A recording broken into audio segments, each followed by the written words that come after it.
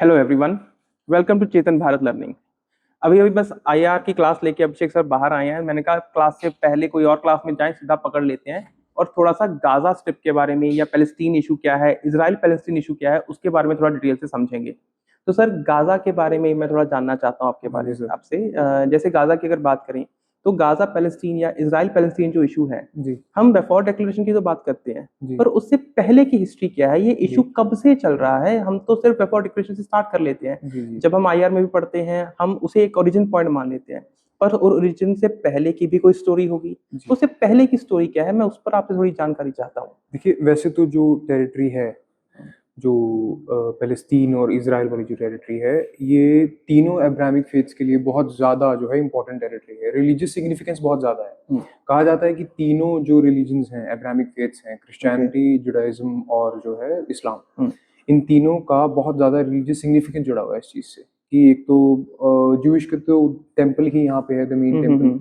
और जो क्रिश्चियनिटी है, दी चर्च ऑफ होली सेपल्कर, वो यहाँ पे है। और इस्लाम की द अल अक्सा मॉस्क, जहाँ से कहा जाता है कि इस्लाम में इस जो रिलीजियस साइट का सिग्निफिकेंस है वो ये है कि अर्थ और हेवन के बीच में एक लिंक है। तो तीनों की रिलीजियस सिग्निफिकेंस है। अब अगर इस कॉन्फ्लिक्ट की हिस्ट्री आप जानना चाहते हैं तो जो पैलेस्टीनियन पॉपुलेशन है उससे पहले जूइश पॉपुलेशन ओरिजिनली, ऐसा कहा जाता है, यदि ओल्डेस्ट हिस्ट्री अगर हम बात करें 586 बीसी के आसपास की, ओके। तो जूइश पॉपुलेशन यहाँ रहा करती थी। हम्म।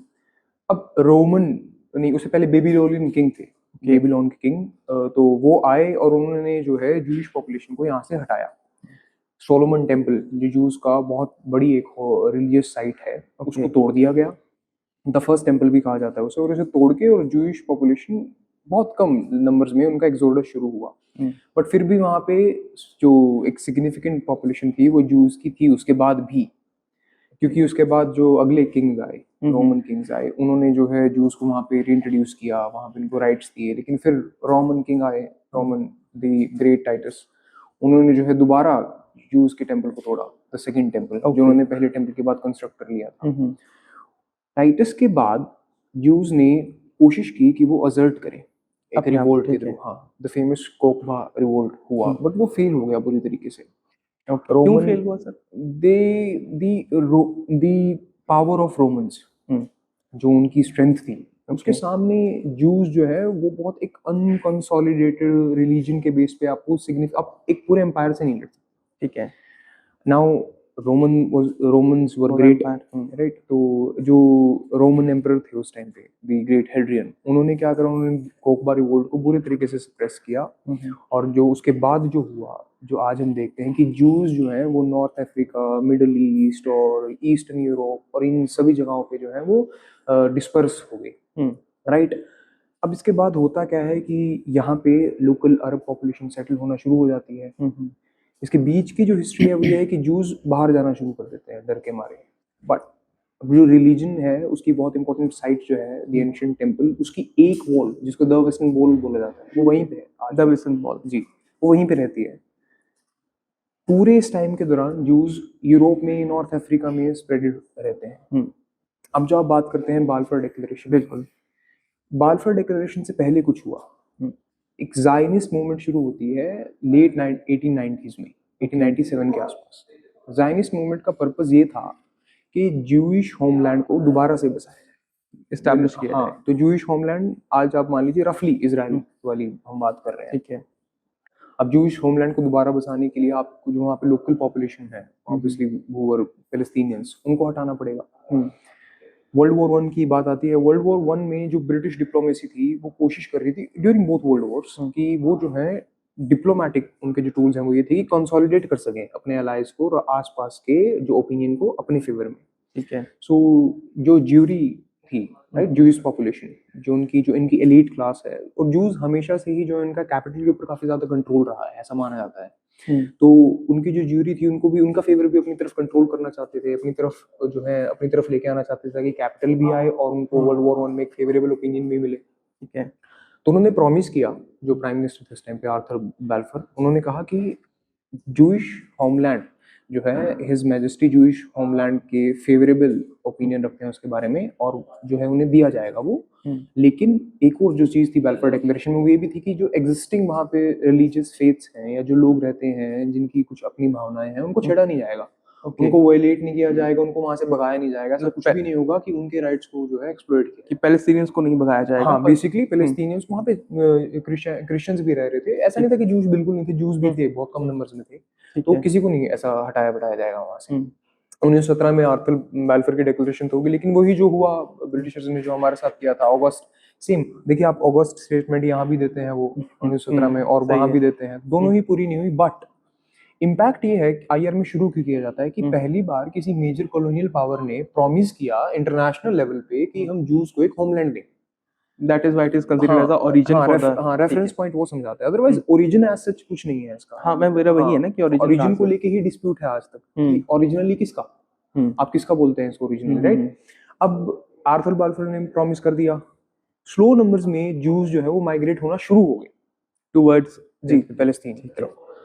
जूस को मैंने जैसे आपको पहले बताया कि जूस जो है वो थोड़े कैपिटल के मामले में प्रॉस्परस थे पहले से, तो जब जूस आ रहे थे, दो पॉपुलेशन उनकी बहुत कम थी बट पैसे बहुत ज्यादा थे, तो लोकल पैलेस्टीनियन जो लैंड था उसे खरीदना शुरू कर दिया। जो वहाँ पे लोकल पॉपुलेशन थी अब वो क्या कर रही है, वो एक सर्फ की तरह एक लॉर्ड के लिए काम कर रही है, ठीक है, राइट। जो जमींदारी यहाँ हो रहा है वो उसका काउंटर पार्ट वहाँ पे हो रहा है। तो जूस ने रिसोर्सेज पे जो है कंसोलिडेशन करना शुरू कर दिया।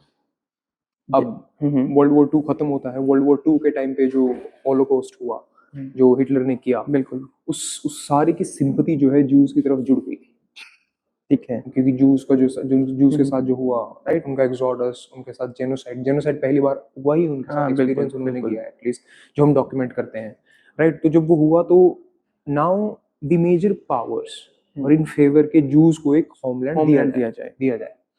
1948 में इस चीज को, इस प्लान को लेके आया गया यूएन के थ्रू, बिकॉज यूएन में क्या थी, यूएन लीग ऑफ नेशन से अलग था, यूएन के लिए रिस्पेक्ट थी, यूएन में जो है बैलेंस ऑफ पावर रिफ्लेक्ट होती थी, 5 बड़ी पावर्स यूएन के अंदर थी, मेजर कंट्रीज थी, 1 वोट था सबके पास, राइट।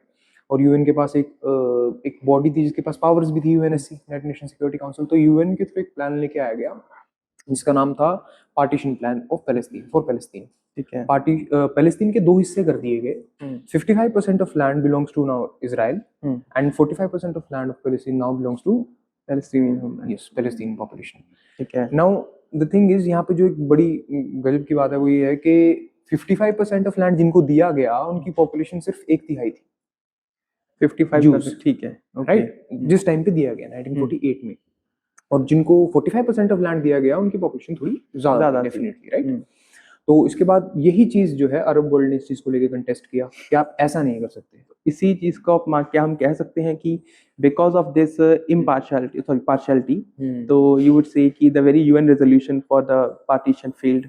यस डेफिनेटली, जो यूएन पार्टीशन था, देखिए अब उसे अगर आप सिर्फ डॉक्यूमेंट में एक पेज तक देखे तो वो काफी ठीक है कि ठीक है भाई आपने डिवाइड कर दिया, टू स्टेट सॉल्यूशन कर दिया, जेरूसलम को अब हम संभालेंगे। यूएन ने कहा कि अब जेरूसलम में यूएन अपॉइंटेड गवर्नर रहेगा, जेरूसलम में किसी की आर्मी नहीं रहेगी, और 10 साल के बाद जेरूसलम में रेफरेंडम करा लेना, जिसके साथ वो पॉपुलेशन जाना चाहेगी उसके साथ वो चली जाएगी, ठीक है। लेकिन जिस दिन यूएन पार्टीशन प्लान आया और जिस दिन इजराइल ने अपनी इंडिपेंडेंस क्लेम करी, the next day war happened, the first Arab Israel war, ठीक है। और फिर वो कंटेस्टेशन यही थी, अरब वर्ल्ड कह रहा था कि आप बहुत ही ज्यादा, जो आपने कहा पार्शियल है plan, bend towards Israel, juice की तरफ है, हाँ। और इजराइलीज ने कहा कि नहीं, ये तो हमारी कब से डिमांड थी, राइट, आप इसको पार्शियल नहीं कह सकते क्योंकि ये डिमांड जो है ये हिस्ट्री में जाती है, 500 BC की आप बात कर रहे हैं, राइट, और करीबन 2500 साल पहले की बात कर रहे हैं, तो ये पार्शियलिटी नहीं है इसमें, ये एक बहुत ही अनड्यू था एक जस्टिस जो हमें अब मिला है, ठीक है। मतलब जैसे अगर हम ज्यूस की बात करें और पैलेस्टीनियंस की बात करें,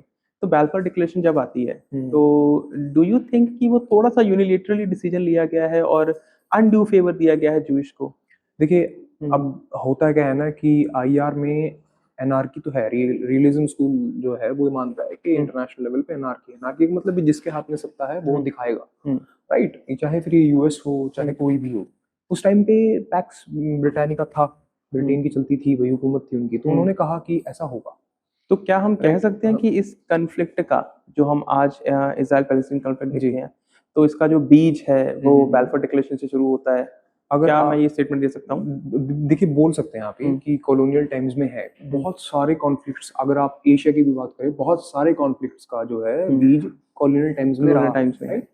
बट ये कह देना कंप्लीटली कि कॉलोनियल टाइम्स को ही दिया जाएगा तो इसका मतलब ये हो गया कि 1917 से पहले कोई लड़ाई थी ही नहीं। इसका मतलब ये हो गया कि 1917 से पहले कोई लड़ाई थी नहीं, 1917 के बाद सारी लड़ाई हुई है। तो आप जो है पहले के जो हिस्टोरिकल स्ट्रगल्स हैं आप उनको जो है एक इरेजर से रब कर दे रहे हैं।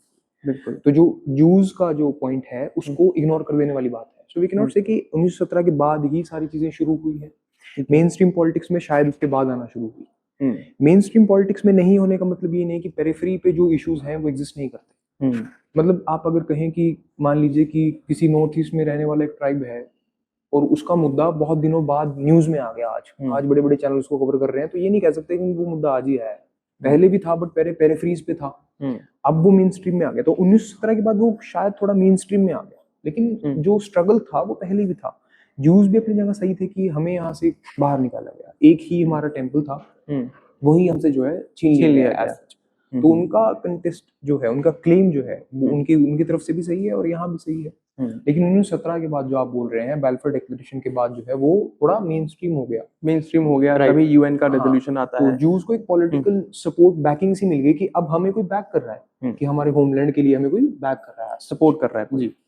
तो जब उसके बाद यूएन रेजोल्यूशन आता है वो भी हम देखते हैं फेल होता है लगभग, है ना। बट उसके बाद फिर 6 डेज वॉर होती है या जून वॉर होती है।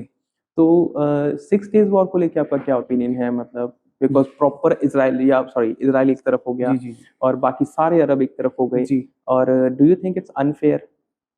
देखिए अनफेयर तो रहा है, राइट। हम इसके बारे में बात करते हैं। 48 की जो रेजोल्यूशन आई, रेजोल्यूशन के बाद वो इमीडिएटली वॉर हो गया। अब जब वॉर हुआ तो जो पैलेस्तीन है, वेस्ट बैंक और गाजा स्ट्रिप, वो दो हिस्सों में बट गया। बिल्कुल, मतलब पहले तो वो कंट्रोल किया जाना था पैलेस्तीनियों के थ्रू, अब जो है वो वेस्ट बैंक पे जॉर्डन कंट्रोल कर रहा है और गाजा स्ट्रिप पे इजिप्ट कंट्रोल कर रहा है। दोनों की जो सिचुएशन है वो भी बहुत अलग अलग है। हम इसको अगर थोड़ा इत्मीनान से समझे तो क्या है कि वेस्ट बैंक में जॉर्डन का कंट्रोल है। जॉर्डन ने उनको एक सिटीजन का दर्जा दिया जो वेस्ट बैंक में रहते हैं, थोड़ी इकोनॉमिक लिंकेज बढ़ाई, तो वेस्ट बैंक जो है थोड़ा स्टार्टिंग से ही जो है थोड़ा ठीक रहा, डेवलप रहा। गाजा में इजिप्ट ने अपने मिलिट्री गवर्नर का रूल कर दिया, ऑल पैलेस्टीन गवर्नमेंट बनाई तो गई लेकिन रूल रहा इजिप्शियंस का। अब 1948 के बाद ये चल रही है वहां पे सिचुएशन, बीच में इसराइल बैठा हुआ है, राइट। 40% जो है लगभग टेरिटरी वो बीच वाली जो इसराइल की है। तो अब वो दोनों मिल नहीं पा रहे, एक दूसरे से कनेक्टेड नहीं है, जो कि होना चाहिए था यूएन प्लान के अकॉर्डिंग। 1967 वॉर में होता क्या है कि अरब was not comfortable with this thing कि एक छोटी सी माइनॉरिटी, एक छोटी सी पावर जो शायद 1948 में एस्टैब्लिश हुई और हम इतनी बड़ी पावर, राइट, वो भी कलेक्टिव, हाँ कलेक्टिव ऑटोमन्स का एक वो तो है, ये ग्लोरी तो है ही, वो तो है, और अरब्स ने जिन्होंने पूरी दुनिया को राइट मार्केट में, इकोनॉमी में और बैटलफील्ड में राइट बहुत बड़ी वो दिखाई, अपनी पावर दिखाई। तो आज वो इतनी छोटी सी पावर से हार गए। उस टाइम पे अरब वर्ल्ड का लीडर हुआ करता था इजिप्ट, जो आज शायद इतना बड़ा लीडर नहीं है। बिल्कुल। तो इजिप्ट में एक ओपिनियन बन गया कि अब तो इसराइल को बताना पड़ेगा कि दिस इज रॉन्ग, राइट। अब हुआ क्या कि 1948 की रेजोल्यूशन फेल होने के बाद सिनाई पेनिनसुला जो इजिप्ट का हिस्सा है वहां पे यूएन की पीस कीपिंग फोर्सेस थी, पीस कीपिंग मिशन था। अब 1967 के आसपास इजिप्ट जो है मिलिट्री मोबिलाइजेशन बढ़ा देता है इसराइल के आसपास, सीरिया, इजिप्ट, लेबनान, जॉर्डन, ये सब जगह।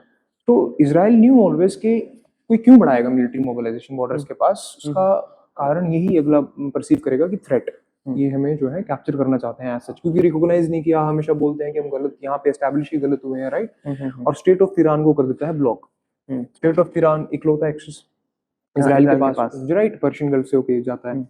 तो अब वहां नहीं, पर्शियन गल्फ नहीं, रेड सी से होके जाता है। तो अब वो इकलौता एक्सेस था, उसे ब्लॉक कर दिया गया। तो एग्रेशन पहले इजिप्ट की तरफ से आया, अरब वर्ल्ड की तरफ से आया, लेकिन एग्रेशन डायरेक्ट नहीं था, ब्लॉकेड थी। तो जो पहला एग्रेशन यानी कि बॉर्डर क्रॉस कर देना, वो इसराइल ने करा। इसीलिए ये वॉर जो है 6 दिनों में सिमट गया, क्योंकि फर्स्ट मूवर एडवांटेज इसराइल के पास माइट इसराइल के पास थी। बड़ा स्ट्रेटेजिकली अपनी एयर पावर से इसराइल ने सारी जो है टेरिटरीज को हटाया वहां से। पीस कीपिंग मिशन जो था, राइट, उसको पहले इजिप्शियंस ने हटा दिया था, उसको भी थ्रेट परसीव किया इसराइल ने। तो अब जो है Sinai peninsula, Golan Heights, West Bank, Gaza, सबके ऊपर इसराइल का कंट्रोल। अब 1967 में सबके ऊपर इसराइल का कंट्रोल है। तो ये मैटर नहीं करता कि अरब वर्ल्ड क्या चाहता था, क्या नहीं चाहता था, कितनी बड़ी पावर थी, बट इजरायलीज ने एक साथ कंसोलिडेट होके ये दिखाया कि we are not so small, right. मतलब numbers can be less हाँ, but their numbers, might is हाँ, greater. numbers doesn't matter, आप सोच सकते हैं, आपकी परसेप्शन है हमें लेके, but hmm, if you can consolidate hmm, तो आप जो है अपनी छोटी सी फोर्ट्रेस को भी जो है प्रोटेक्ट कर सकते हैं। फर्स्ट मूवर एडवांटेज, और फिर उसके बाद जो पूरे एरिया पे कैप्चर कर लिया गया वो 1967 के बाद जो हुआ। 1967 बहुत बड़ा जो है, एक बहुत बड़ा मेजर चेंज था जो हुआ, टर्निंग इवेंट था। टर्निंग इवेंट था, क्योंकि 1967 के बाद ही हम्म, इजरायली जो लीडर्स थे, जो एक्सट्रीमिस्ट लीडर थे, उन्होंने ये भी चलाना शुरू कर दिया कि वेस्ट बैंक में अपनी पॉपुलेशन को बसाया जाए। आज जो सबसे बड़ा मुद्दा है माइग्रेशन का और ये सेटलमेंट्स का, इलीगल सेटलमेंट्स का, 1967 में उसकी रूट्स हैं। वंडरफुल जी अगर मैं बात करूं इजराइल की, जी तो व्हाट यू थिंक कि अगर इजराइल को सपोर्ट ना किया होता वेस्टर्न डेमोक्रेसीज ने या वेस्टर्न या कॉलोनियल पावर्स ने, जी तो डू यू थिंक कि उनका सिनेरियो आज भी वैसा ही होता, या मतलब जैसा सिनेरियो है वैसा ही होता?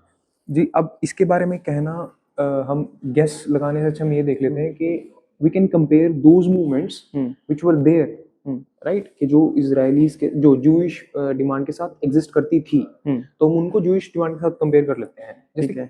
कुर्दिस्तान का एक इशू है, कुर्द पॉपुलेशन का एक इशू है, कुर्द एक एथनिसिटी है, वो भी काफी टाइम से जो है अपना एक अलग से डिमांड कर रहे हैं, होमलैंड मांग रहे हैं, राइट, कुर्दिस्तान मांग रहे हैं। ब्रिटिशर्स ने उनको कभी एज सच सपोर्ट नहीं किया, राइट, लेकिन इजराइल जूइश पॉपुलेशन को सपोर्ट किया। आज अगर आप कुर्द्स के बारे में देखें तो ये कहा जा सकता है कि वो बहुत सारे कंट्रीज में एक जो है एक इम्पोर्टेंट पार्टी का रोल प्ले करते हैं, राइट, इराक में, तुर्की में, सीरिया में, लेकिन कंट्री नहीं है उनके पास, होमलैंड कंसोलिडेटेड, मतलब उनके पास ये कहने के लिए नहीं है कि हमारे पास एक घर है जिसको हम कुर्दिस्तान बोलते हैं, ठीक है। लेकिन आप जूइश की तरफ देखें, जूइश के पास they have their country, own country, Israel. तो डिफरेंस तो है। अब डिफरेंस अगर इनमें आप मेन देखें तो वो क्या है, क्योंकि कुर्द्स का और जो जूइश का होमलैंड है, अगर इनकी डिमांड है तो वो दोनों है भी वेस्ट एशिया की ही डिमांड है, बिल्कुल, वो भी कुर्दिस्तान वेस्ट एशिया बनाना चाहते हैं, ये भी वेस्ट एशिया बना रहे हैं। तो एक को ब्रिटिश का सपोर्ट मिल गया, या मेजर पावर का पहले ब्रिटिश का मिल गया, फिर बाद में अमेरिका का मिल गया, राइट, वेस्टर्न वर्ल्ड का मिल गया, एक को नहीं मिला। तो एक आज कहाँ है और एक आज कहाँ है? तो बिल्कुल ये कहा जा सकता है कि अगर उस टाइम पे सपोर्ट ना मिलता है, आज सपोर्ट ना मिले, तो शायद जो आज सिचुएशन है, जो इजराइल की माइट है, वो शायद आज उतनी ना होती। ठीक है। मतलब जब इजराइल की बात करते हैं तो ठीक है, इजराइल ने 1967 they won the war and they literally मतलब अपने आप को उन्होंने साबित किया है ना, that they have the might. But उसके बाद जब हम ऑस्लो अकॉर्ड्स की बात करते हैं, ऑस्लो अकॉर्ड में हम देखते हैं कि जो उस वक्त पीएलओ है जी, तो पीएलओ के जो लीडर थे, डू यू थिंक कि उनके ऊपर जो फैसला लिया गया या ऑस्लो अकॉर्ड का जो हुआ, वो उनके ऊपर फोर्स किया गया कुछ हद तक? जी। अब ओस्लो अकॉर्ड्स से पहले थोड़ी सी हिस्ट्री अगर वो समझने लें तो बढ़िया होगा। ओस्लो अकॉर्ड से पहले की हिस्ट्री, दो यहाँ पे क्वेश्चंस आपके, मैं थोड़ा उनको बांट देता हूँ ताकि समझने में आसान हो जाएगा। एक पहला क्वेश्चन है आपका कि ओस्लो अकॉर्ड्स में जो लीडर थे यासिर अराफात, उनके ऊपर कोई कोएर्जन का एलिमेंट था या नहीं था? और दूसरा आपका क्वेश्चन है कि उसका इम्पैक्ट या सच क्या हुआ, इम्पैक्ट क्या हुआ, ओस्लो अकॉर्ड से पहले क्या हुआ, ये समझना। अब यासिर अराफात जो है स्टूडेंट थे, फिर वो उनका अल नकबा जो हुआ, जो पहली मास माइग्रेशन हुई 1948 के बाद, उससे बहुत ज्यादा वो जो है मूव हो गए थे वो, तो एक था उनका उसकी पॉलिटिक्स में इंटरेस्ट। 1969 में Yasser Arafat basically main stream politics में आते हैं, उनको फतेह का लीडर बना दिया जाता है, और पीएलओ जो है बहुत सारी मल्टीपल पैलेस्टीनियन ऑर्गेनाइजेशंस का एक अम्ब्रेला ऑर्गेनाइजेशन है पीएलओ, पैलेस्टीन लिबरेशन ऑर्गेनाइजेशन, जिसका फतेह भी एक पार्ट है। तो वो उसके बन जाते हैं फतह के, और पीएलओ के लीडर बन जाते हैं, जो है रिनाउंड चेहरा हो गया यासिर अराफात, फेस बन गए, पैलेस्टीनियन नेशनलिस्ट मूवमेंट का फेस बन गए हैं यासिर अराफात। लेकिन रह रहे हैं बाहर एक्सोडस में। 1978 में कैंप डेविड अकॉर्ड होते हैं, उसमें पैलेस्टीन कोई पार्टी नहीं है, इजिप्ट और इजराइल है, लेकिन पहला जो है नॉर्मलाइजेशन का स्टेप है, राइट, अरब वर्ल्ड में इजराइल का और इजिप्ट के साथ। अब जो है यहाँ पे वादा किया गया 5 साल का कैंप डेविड अकॉर्ड के बाद, कि 5 साल तक हम जो है ट्रांजिशनल पीरियड के बाद एक नॉर्मलाइज हम देखेंगे कि दो कंट्री अलग अलग दो कंट्रीज होंगी, राइट, दोनों सारे डिस्प्यूट्स साफ हो जाएंगे। नहीं हुआ। 1997 में पहली इंतिफादा शुरू हो जाती है। इंतिफादा मींस मास रेवोल्यूशन। इस इंतिफादा को जो बॉडी लीड कर रही है, बहुत इंपॉर्टेंट है, उसका नाम है हमास। हमास आई, अहमद यासीन, शेख अहमद यासीन उसे उन्होंने बनाया। हमास का पर्पज यही था कि हमें जो है वायलेंस, या फिर कह लीजिए आप रेडिकल वायलेंस, एक तरीका है कि आप जो है फलस्तीन को फ्री कर सकते हैं, बातों से कुछ नहीं होगा, एग्रीमेंट से कुछ नहीं होगा, और ये पीएलओ वेलो कुछ नहीं कर रही है। हमास ने 1987 से लेकर 1993 तक लीड किया पहला इंतिफादा, ठीक है। यासिर अराफात बाहर थे और ऐसा कहा जाता है कि उन्हें लग रहा था कि अगर वो आज एंटर नहीं करते हैं तो रेलेवेंस जो है खत्म हो हमास जाएगी। की, हमास राइट, जो उनकी रेलेवेंस है हम्म। हमास के कंपैरिजन में वो डाइल्यूट हो कम हो जाएगी, जाएगी। फेड हो जाएगी और वो ग्रेजुअली वो खत्म हो जाएंगे, पॉलिटिकल इंपॉर्टेंस खत्म हो जाएगी। और दूसरा, हमास जो है वो वेस्टर्न वर्ल्ड के लिए कोई अकॉर्ड करने के लिए तैयार नहीं है। बिल्कुल। वो तो कहता है कि भाई हम तो भाई डंडे के जोर से रेडिकल लेंगे, है, जो लेंगे, ठीक है। हमें बातें बूतें करके कुछ नहीं मिल रहा। हम्म। और वो सक्सेसफुल भी हो रहे हैं। इंतिफादा बहुत बहुत वायलेंट रहा और इजरायली फोर्सेस को काफी उन्होंने पीछे धकेल दिया।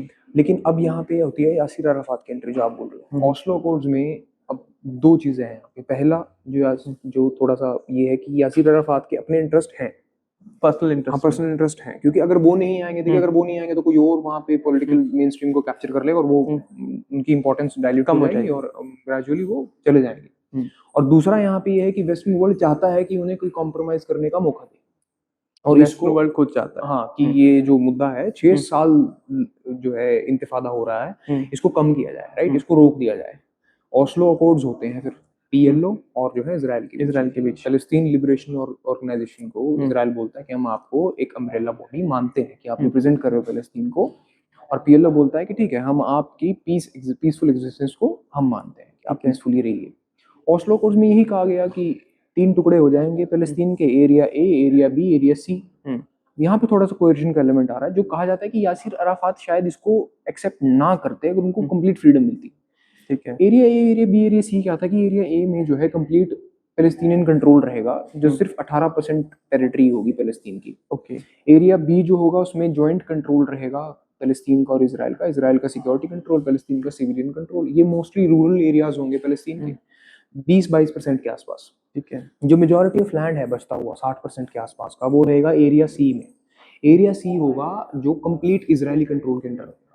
ओके। तो इस चीज को अगर आप देखिए, अगर इस चीज को आप समझें कि इस चीज को यासिर अराफात क्यों मानेंगे, राइट, वो क्यों मतलब कहेंगे ठीक कि है, ये हाँ। 60% टेरिटरी पे ठीक है इजराइल आप कंट्रोल कर लो, मेक तो सेंस। वो कुछ लोग कहते हैं कि उनके ऊपर जो है कुछ हद तक दबाव था। कोर्जन थी उनके ऊपर, एक एलिमेंट था कोर्जन का कि आप इसे मानिए, क्योंकि क्या दबाव के साथ साथ हम पर्सनल इंटरेस्ट और दबाव दोनों मान के चलेंगे दोनों कि मान हाँ सकते हैं। उनके ऊपर दबाव कुछ था? मूवर्स तो होते हैं जो उस तरफ लेके मतलब देयर जाते विल हैं मल्टीपल फैक्टर्स, हाँ, इस multiple वजह से उन्होंने factors। ऑस्लो अकॉर्ड्स को मल्टीपल एक्सेप्ट फैक्टर्स, किया। बहुत सारे फैक्टर्स, जैसे इस फैक्टर को आप इग्नोर नहीं कर सकते कि यूएसएसआर का सपोर्ट था पीएलओ को बिल्कुल। पहले, लेकिन जब यूएसएसआर ही डिसइंटीग्रेट हो गया 1991 में, तो कोई मेजर सपोर्ट रहा ही नहीं। तो now Yasir Arafat need to come down on the terms with western world, right. Western world के साथ जो टर्म्स थी उनके टर्म्स पे उनको आना पड़ता, उनको एक्सेप्ट करनी पड़ी। एक्सेप्ट करना पड़ता। पूरे वर्ल्ड ने यूएस की हेजेमनी को एक्सेप्ट कर लिया था, एक डी फैक्टो कंसेंट था पूरे वर्ल्ड का, क्योंकि अदर ऑप्शंस नहीं थे। वो स्ट्रेटेजिक पेशेंस हो सकती है पूरे वर्ल्ड की कि ठीक है थोड़े टाइम के लिए देख लो, जितना हम ग्रो करते हैं अल्टीमेटली फिर आज हमें देख रहे हैं। Because there was no counter to US at the moment, At the moment there was no as such significant counter to the Western world. so that is why you can say that disintegration of USSR is also one of the factors that led to Oslo Accords. Absolutely, it was one of the factor कि वो जो है उसने एक जो main support था PLO का वो खींच लिया था। वो नहीं चाहते थे कि ये चीज हो, तो ओस्लो अकॉर्ड्स हुए फिर। तो 2005 के आसपास जब हम सेकंड देखते हैं तो हमास थोड़ा मतलब जी कंट्रोल पा लेता है। तो मतलब हमास को लेके अगर मैं थोड़ा पूछूं, खासकर जब रीसेंट अटैक्स जो हुए हैं, तो what do you think of about Hamas, कि हमास को आप एक टेररिस्ट आउटफिट की तरह देखते हैं या एक रेवोल्यूशनरी फोर्स की तरह देखते हैं? What is your opinion on that? देखिए, अब इसके बारे में क्या है कि हमास का अपना ओपिनियन तो ये है कि वो एक रेजिस्टेंस ग्रुप है, राइट, रेजिस्टेंस फोर्स है। वो रेजिस्ट कर रहे हैं किस चीज को, जो इजरायली फोर्सेस, इजरायली नेशन उनके ऊपर कलेक्टिवली जो है वायलेंस कर रहा है, एक इनजस्टिस उनके ऊपर जो है फोर्सफुली इंपोज कर रहा है, उसको वो रेजिस्ट कर रहे हैं। हमास 1987 में बॉर्न हुआ, फर्स्ट इंतिफादा का लीडर रहा, दूसरी इंतिफादा का भी लीडर हमास रहा, जो 2000 से लेकर 2005 तक चलती है। 2006 में होते हैं इलेक्शंस। अब यहाँ पे दो बड़ी ग्रुप्स जो है इलेक्शन लड़ रहे हैं, एक जो है पीएलओ लड़ रहा है और एक हमास उसके अगेंस्ट लड़ रहा है। हमास जो है अपनी वोट्स को कंसोलिडेट करके और पीएलओ से आगे निकल जाता है वोट शेयर्स में। अब यहाँ पे झगड़ा इस बात को लेके हो गया कि हमास को जो बड़ी कंट्रीज हैं, US, Britain, right, major countries, France और ये सब, ये उसको एक टेररिस्ट ऑर्गेनाइजेशन मानती है, ठीक है। वहीं पे ईरान उसको टेररिस्ट ऑर्गेनाइजेशन नहीं मानता, वो उसको एक रेजिस्टेंस ग्रुप का ही दर्जा देता है और उसको ऐसा कहा जाता है कि वो उसे हथियार और ये सब मिलिट्री हेल्प भी करता है, ईरान हेल्प करता है। कतर और दूसरे जो कतर और दूसरी सऊदी कंट्रीज हैं, वो भी उसे एक टेररिस्ट ऑर्गेनाइजेशन नहीं मानते। वो मानते कि एक इंपॉर्टेंट रीजनल प्लेयर है जो यहाँ पे है और उसको होना चाहिए, राइट। उसके मुद्दे भी जेन्युइन है, अगर आप गोलियां चलाएंगे तो चुप नहीं बैठेंगे लोग, राइट। तो अब वो वहाँ वो चीज़ कर रहा है। हम्म। लेकिन मेजर कंट्रीज उसे टेररिस्ट ऑर्गेनाइजेशन मान रही हैं, वही मेजर कंट्री जिनका वर्ल्ड के मेजर रिसोर्सेज पे कंट्रोल है, इकोनॉमिक रिसोर्सेज कह लीजिए, इकोनॉमिक चैनल्स कह लीजिए, कंट्रोल है। तो एक पॉइंट ओपिनियन जो है बन गया डेमोक्रेसीज में कि हाँ भी हमास एक टेररिस्ट ऑर्गेनाइजेशन है। बट हमास को टेररिस्ट ऑर्गेनाइजेशन, अब अगर आप इंडिया की बात करें तो हम तो नहीं कहते उसको टेररिस्ट ऑर्गेनाइजेशन है, मतलब अटैक हम को तो हमने कुछ भी नहीं कह रहे। हम तो कुछ भी नहीं कह रहे हैं। तो हम कुछ भी नहीं कह रहे का मतलब ये है कि हम टेररिस्ट ऑर्गेनाइजेशन भी नहीं कह रहे हैं। उनके अटैक जो उन्होंने अटैक किया 7 अक्टूबर को, उसको हमने टेररिस्ट अटैक कहा, राइट। तो इसका अब 1987 में शुरू हुई एक रेजिस्टेंस ग्रुप के थ्रू। टेररिस्ट ऑर्गेनाइजेशन बन कब गई? जब इन्होंने इजरायली पॉपुलेशन के ऊपर अटैक करना शुरू किया, सिविलियन पॉपुलेशन के ऊपर शुरू किया। बट यहाँ पे भी हमास का अपना ही मुद्दा है। वो कह रहे हैं कि हम जब सिविलियन के ऊपर अटैक कर रहे हैं तो आप हमें बोल रहे हैं कि हम टेररिस्ट ऑर्गेनाइजेशन है। But when Israeli defence forces do the same, या मोसाद जब सेम करता है, अलग नहीं सेम, इजरायली डिफेंस फोर्सेस भी जब बॉम्ब गिरते हैं और बोल देते हैं कि कोलैटरल डैमेज हो गया, so how that is different. But Hamas के तरीके गलत रहे हैं, उसको गलत ही कहना चाहिए। अगर ये नहीं है कि आप बोल दें कि बदला जेन्युइन है। हमास ने जो सिविलियंस के ऊपर अटैक किया उससे और ज्यादा एक्सट्रीम की मोबिलाइजेशन हुई इजराइल फार राइट की, ठीक है। तो उसको टेररिस्ट ऑर्गेनाइजेशन कहना या उसको एक रेजिस्टेंस ग्रुप कहना, इसको ज्यादा बेहतर है अगर आप पर्सनल ओपिनियन पे छोड़ दें हर किसी, ठीक है, राइट। पर हमें एक ग्रुप को लेबल करने की बजाय ध्यान देना चाहिए कि उसके एक्ट्स कैसे हैं। अगर वो गलत कर रहा है, देखिए हमास ने जो है सोशल एक्टिविटीज भी काफी ज्यादा की है। हमास अपने आप को एक वो नहीं मानता कि हम जो है एक वायलेंट ऑर्गेनाइजेशन है। उनकी एक ब्रिगेड है, अल कासम ब्रिगेड, जिसको बोलते हैं कि ये हमारी फौज है। ठीक है, हमास एक पॉलिटिकल ऑर्गेनाइजेशन बोलती है कि मैं बड़ी हूँ, मेरे अंदर ही एक पार्ट है, अल छोटा कासम सा पार्ट है जो डिफेंस है, हाँ, जो है कर रहा है चीज, जिन्होंने ये ऑपरेशन अटैक करा था, राइट। तो ये कर रहा है और मैं एक बड़ी ऑर्गेनाइजेशन जो पॉलिटिकल डिसीजंस भी लेती है। तो हमास के बड़े वो पॉलिटिकल डिसीजंस भी लेती है, वो सोशल वर्क्स भी करती है, मदरसा और ये सब फूड कैंपेन्स भी करती है। तो हम ये अभी 2023 से पहले की बात कर रहे हैं, अटैक से पहले की, और वो जो है उसकी अल कासम ब्रिगेड भी है जो कॉन्स्टेंटली लड़ भी रही है, राइट, इजराइल डिफेंस फोर्सेस के साथ लड़ भी रही है। तो वो एक बड़ी बॉडी है हमास, वो सिर्फ एक छोटी सी बॉडी नहीं है। और कलेक्टिवली अगर आप पूछे मुझे हमास क्या है, मैं कहूंगा कि हमास एक आइडियोलॉजी है, ज्यादा बेहतर उसको एक आइडियोलॉजी के रूप में समझाया जा सकता है। तो वो क्योंकि हमास को खत्म नहीं किया जा सकता है, आप उसे खत्म कैसे करेंगे? हमास एक आइडियोलॉजी है, वो लोगों के विचार में रहती है, राइट, कि आप जो सोचते हैं या आपको जो ग्रज है इजरायली डिफेंस फोर्सेस के अगेंस्ट, मान लीजिए किसी ने अपने सारी फैमिली को खो दिया ना, पोटेंशियल अब उसके अंदर हमास आ जाएगा, पोटेंशियल है उस चीज का, राइट, वो आइडियोलॉजी पेनिट्रेट कर जाएगा। आइडियोलॉजी, हाँ, तो वो एक आइडियोलॉजी आप कह सकते हैं कि वो है रेडिकल है, बिल्कुल है रेडिकल, इसमें कोई डाउट नहीं है। अच्छा, जैसे मतलब अगर 2023 की बात करें, 2023 में Hamas attack Israel, and but before that in 2020 we see Abraham Accords. जी, तो can you say that Abraham Accord is also one of the reasons that led to attack by Hamas in 2023? जी जी, बिल्कुल बिल्कुल, बहुत important point आपने यहाँ पे बताया Abraham accords का। अब अब्राहम अकॉर्ड्स की भी थोड़ी पहली हिस्ट्री क्या है कि ट्रम्प आ गए। ट्रम्प को प्रो इजराइल कहा जाता है, बिल्कुल। इजराइल में भी जो राइट लॉबी है इजराइल की, वो उसको थोड़ा फेवर करते हैं। उसका सबसे बड़ा एग्जांपल अब्राहम अकॉर्ड से 2 साल पहले 2018 में मोस्ट ऑफ द कंट्रीज जो है जिनके इजराइल के साथ डिप्लोमेटिक रिलेशंस हैं, इंक्लूडिंग इंडिया, उनकी एम्बेसीज जो है वो टेल अवीव में है। कहाँ पे? टेल अवीव, इजराइल की city Tel Aviv, right, coastal city है। लेकिन जेरूसलम में किसी की ऐसा कैपिटल नहीं है। हालांकि इजराइल के नेसेट, उसका पार्लियामेंट, उसका सुप्रीम कोर्ट, उसके मिनिस्ट्रीज के ऑफिस सारे जो है वेस्ट जेरूसलम में है, सब कुछ। लेकिन किसी कंट्री ने कभी कैपिटल नहीं बनाई, क्योंकि बहुत ज्यादा जेरूसलम जो है एक मेन हॉटस्पॉट है कॉन्फ्लिक्ट का। तो वहाँ कभी किसी ने एम्बेसी बना के उसको हाइफनेट नहीं किया मुद्दे को। 2018 में यूएस अपनी एम्बेसी को शिफ्ट करता है तेल अवीव से जेरूसलम में, राइट, वेस्ट जेरूसलम में इसको शिफ्ट कर लेता है। यहाँ से ट्रम्प दिखाते हैं कि उनका ओपिनियन थोड़ा प्रो इजराइल है। अब लगभग 1948 से लेके 2018 तक का टाइम हो गया है यहाँ पे, तो लगभग आप लगा लीजिए 60 साल का पीरियड हो गया। 60 साल में कोई हल नहीं निकल पाया, लड़ रहे हैं आज भी जो है फलस्तीन और इसराइल।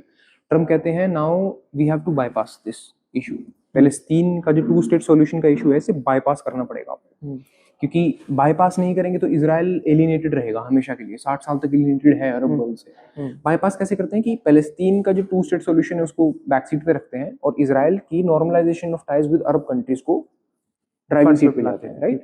तो आप उसको बाईपास करके, और आपने क्या करा, यूएई और मोरक्को, राइट, सूडान, बहरीन, इन कंट्रीज के साथ जो है आपने टाइज को नॉर्मलाइज करने की शुरुआत की 2020 में।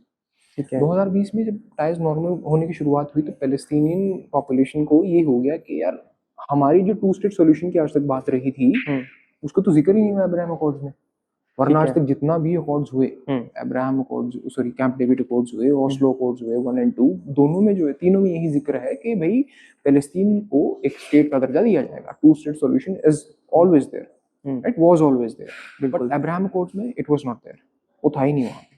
तो मतलब absence of two state solution और basically the absence of recognizing the जी पैलेस्टीन जी, एज अ आप स्टेट। वेस्ट एशिया की पॉलिटिक्स को इसराइल और पैलेस्टीन को डिहाइफिनेट कर रहे हैं बेसिकली। तो वेस्ट एशिया में जब आप इसराइल की बात करेंगे तो पैलेस्टीन की बात नहीं करेंगे, कुछ ऐसा आप करने की कोशिश कर रहे हैं। अब्राहम अकॉर्ड 2020 में हो गया, बिल्कुल। अब अब्राहम अकॉर्ड हो गया तो अब वहाँ पे जो पार्टीज थी, अब उसके बाद सऊदी अरेबिया डायरेक्टली नहीं आ सकता था, सऊदी अरेबिया इसके साथ बैक चैनल टॉक्स चल रही थी।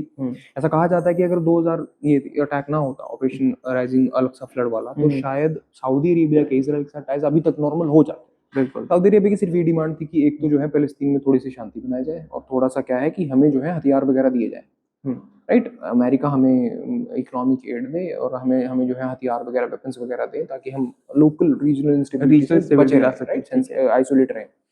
तो ये हो रहा था बैक चैनल में, तभी जो है और आप इस एक एग्जांपल ये भी देख लीजिए कि G23 का समिट होता है इंडिया में 2023 में, तो हम एक IMEC भी प्रोजेक्ट लॉन्च कर देते हैं, India middle east European corridor, right.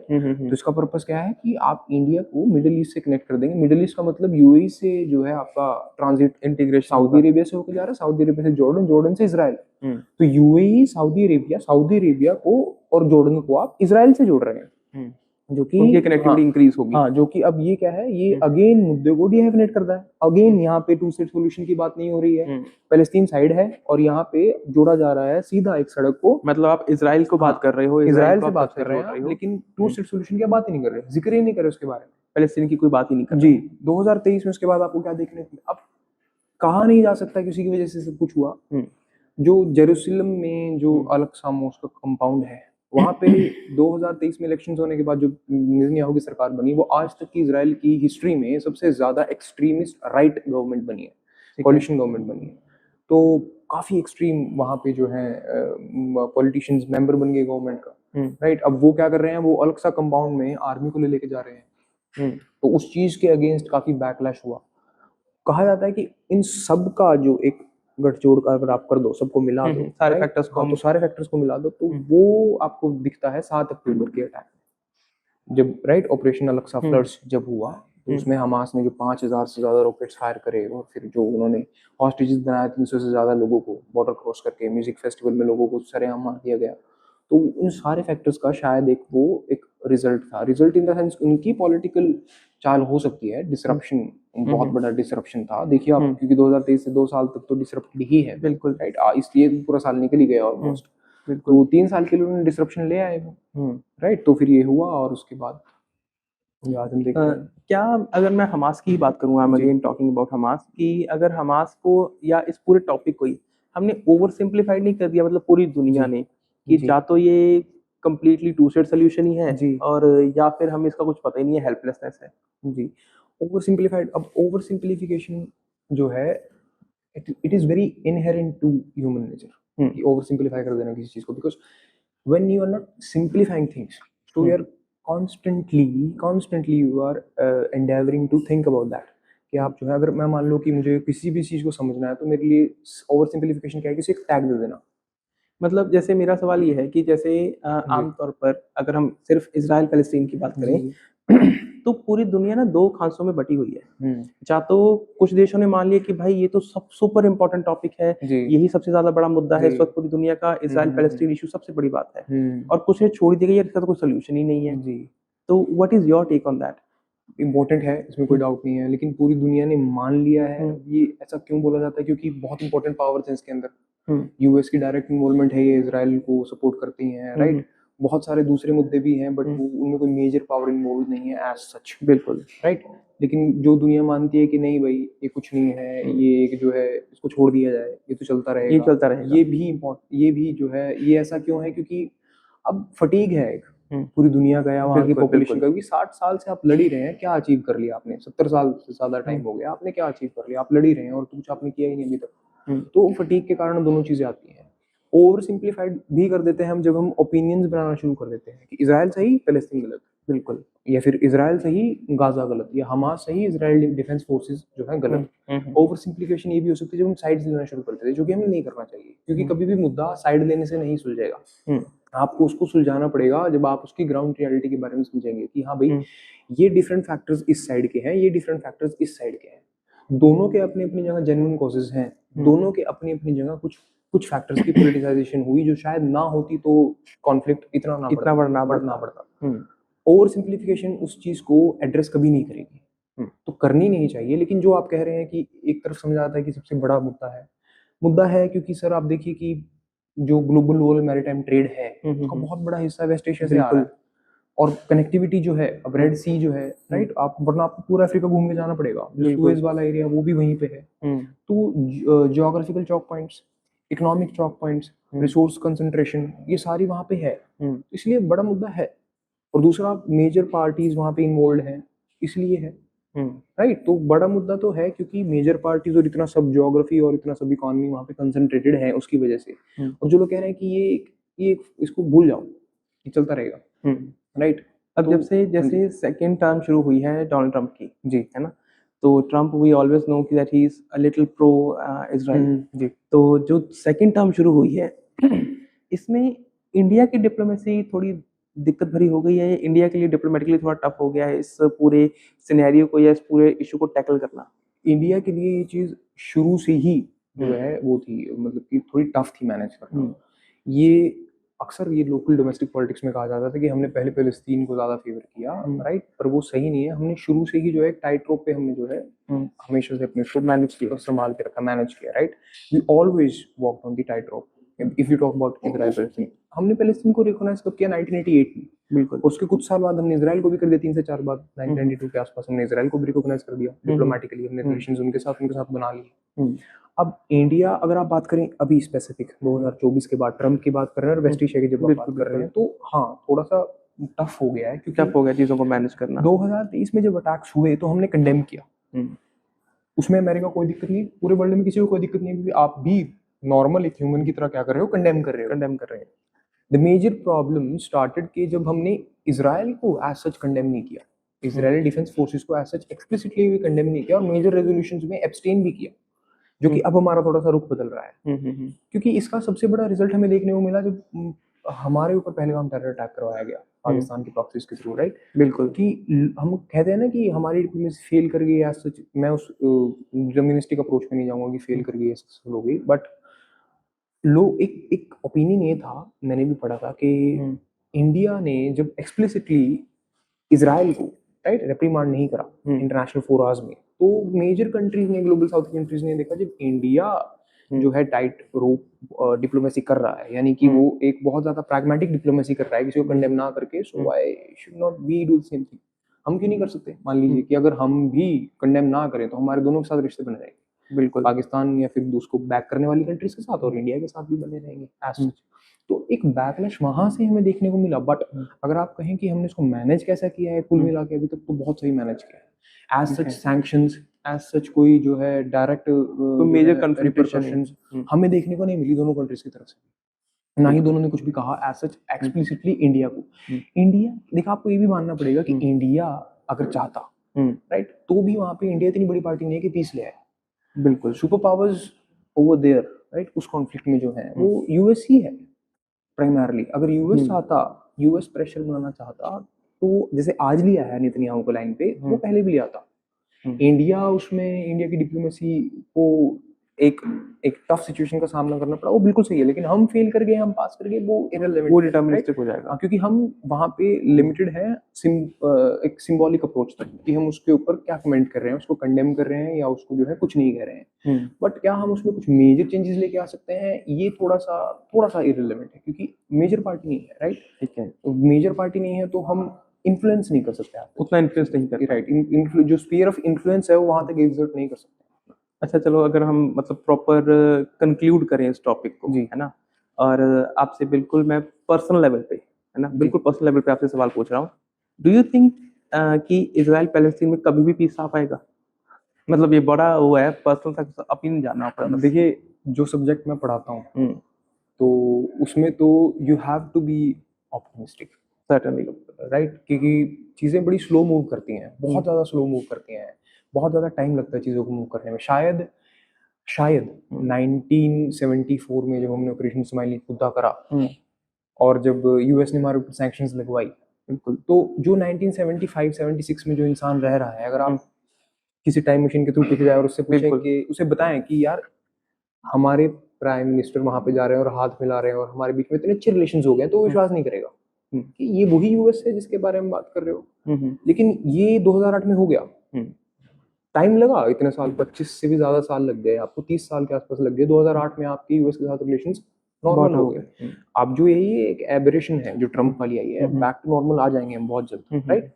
तो अब अगर आप बोल रहे हैं कि मैं पर्सनल लेवल पे क्या सोचता हूँ, तो मैं बिल्कुल सोचता हूँ कि पीस तो आ जानी चाहिए, आएगी भी। जब तक पीस नहीं आएगी तब तक वर्ल्ड का बेनिफिट नहीं हो सकता, राइट। अरब कंट्रीज भी ग्रो नहीं, सऊदी अरेबिया ग्रो करना चाहता है, पूरा रीजन, इजिप्ट ग्रो करना एवरी चाहता कंट्री है, वांट्स टू जॉर्डन ग्रो करना चाहता है, राइट। तो वो चाहते ही नहीं कि हमारे, जब तक दरवाजे के बाहर लड़ाई हो रही है तो आप ट्रेड कैसे करेंगे? बिल्कुल। So they all want peace, everybody want peace. तो जब पीस हर किसी रीजनल पार्टी का भी जो है मुद्दा बन जाए और उसके लिए फेवरेबल हो जाए, तो ठीक है। सो इसी पॉइंट को एलैबोरेट करते हैं। जैसे आपने कहा कि everybody wants peace, so since everybody wants peace, do you see Hamas as a you would say disruption to the peace? You can not, अब देखिए ये लेबल करना ठीक नहीं रहेगा कि आप बोल दें कि हाँ डिसरप्टर दोनों है, फिर डिसरप्टर था, हाँ, राइट, कि उसने जो अटैक किया अगर वो ना करता तो पीस आ जाती, बिल्कुल, राइट। हमास ने जो किया 7 अक्टूबर को बहुत गलत किया, ऐसा नहीं होना चाहिए था, वो टेररिस्ट अटैक ही था, मेरी कंसिडरेशन होगी, राइट, ठीक है। बट जो इजरायली डिफेंस फोर्सेस उससे पहले कर रही थी, द इलीगल एनक्रोचमेंट्स, राइट, और जो सेटलमेंट्स इलीगली कराई जा रही हैं और पैलेस्टीनियंस को जो है प्रिजन्स में बड़ी सिस्टमैटिकली आप मूव कर रहे हैं। गाजा दुनिया का डेंस गरीब एरिया बन चुका है, राइट, तो वो चीज भी गलत है। सो कंडेम करके एक को या डिसरप्टर एक को टैग देके काम नहीं चलेगा। All those forces who are violating international law as such in this whole issue are disrupted to the peace, चाहे वो डिफेंस फोर्सेस हो, इजराइल के एक्सट्रीमिस्ट लीडर्स हो, Benjamin Netanyahu and his gang, तो वो भी डिसरप्टर है, राइट, वो भी डिसरप्टर है और हमास भी डिसरप्टर है, जो भी अपने पॉलिटिकल गेन्स के लिए, अपनी बड़ी टेम्पररी पॉलिटिक्स के लिए, पॉलिटिकल इंटरेस्ट के लिए उस पूरी पॉपुलेशन की पीस को डिसरप्ट कर देता है, तो वो तो डिसरप्टर है ही है और उसे डिसरप्टर कहा जाना चाहिए। बट हमास है, बिल्कुल है, हमास ने जो किया वो डिसरप्शन ही थी, but the far right leaders of Israel, they are also disrupting the peace. So in your opinion, they both are disrupting the peace and they both should calm down. Iran is also, if Iran is supporting the HXs, the Hezbollah, Houthis and Hamas, so proxy के through वो भी disruptor का ही काम कर रहा है। तो आपके ओपिनियन में Iran is also playing a important role in the disruption of peace of this region? जी जी जी, है ना जी। तो ईरान का क्या रोल है आपके हिसाब से? ईरान को इनका जो है हेड माना जाता है, के डिफैक्टो हेड जो है हिजबुल्लाह, हमास और हूदीज का जो 3 ग्रुप है, यमन और लेबनान और इसमें गाजा में, इनका जो डिफैक्टो हेड है वो ईरान है। ये बिल्कुल भी सही नहीं, क्योंकि इनके पास ऑपरेशनल जो है वो फ्लेक्सिबिलिटीज हैं, कई बार अगेंस्ट भी हो जाते हैं, हो जाता है इनका, लेकिन मिलिट्री एड और वो इंटरनेशनल पुश और वो सारी हेल्प जो है रिसोर्सेज मिलते हैं ईरान से, तो ईरान का ये रोल रहा है। ईरान कभी नहीं चाहता कि इजराइल के और सऊदी के टाइज कभी नॉर्मल हो जाएं, बिकॉज जो वो एक राइवलरी है ईरान और सऊदी की कि वेस्ट एशिया का लीडर कौन बनेगा, तो वो भी नहीं कभी होना चाहिए एज सच।